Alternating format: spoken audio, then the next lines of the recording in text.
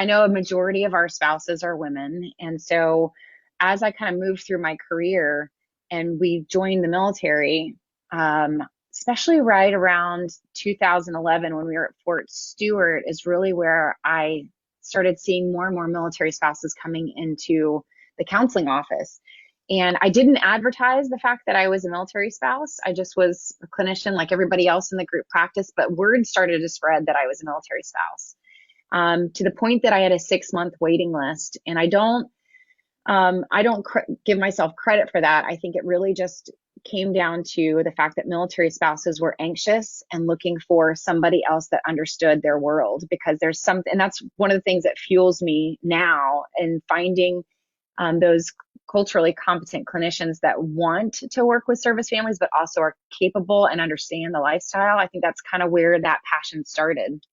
But as I started working to the point that my entire practice was only military spouses for a season there, I think that's where I started to really see what are the underlying issues that are going on under the surface that the military spouse community rarely talks about outside the counseling office. And I knew it wasn't just those that were coming in for counseling. Here I was as a clinician myself, and I'm feeling validated myself as I'm doing a session. I'm going through a deployment, or I'm trying to raise young children on the installation, and so as these spouses are coming into my office and sharing their ups and downs, their anxieties, their frustrations, they're just needing a place to vent, like just whatever they were coming to the office for, I'm sitting there going, I get it. Like, I need to go to a counselor too and vent too, because you're right. This is important. And there are things that we're not saying. And so I think that was the first wake up call for me to really start paying attention to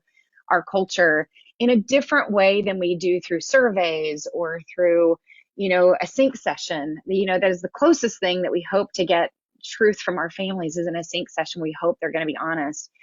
And so I think over the last, gosh, between 10 and 15 years of serving service families, and specifically a lot of spouses, I've just seen over time, building up even to this last year, this, after 20 years of war and very little rest, and relocations still happening anywhere between every year to every 3 years, constantly uprooting your family, trying to advocate for your kids, trying to advocate for yourself.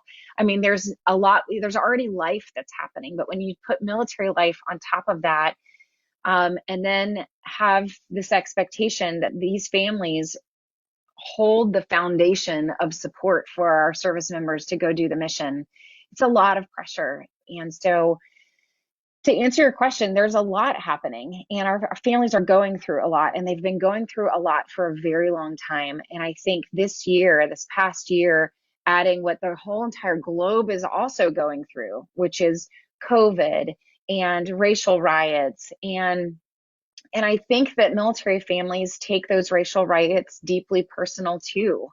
It's not something that we are experiencing, isolated from our American community. It's something that impacts us too, whichever side you're on, or if you're in the middle. Like, it still impacts you every day when the country you're giving your life for is also going through such turmoil that, I've had so many families come in going, I don't know why I want to continue to serve this country the way that we are, right? There's just so many things people are going through. So this year, and especially, has been challenging for our families. And whether it's depression, whether it's anxiety, whether it's just how do I cope, how do I take care of myself when there's just so much to do, I'm really seeing it take a huge toll on our families.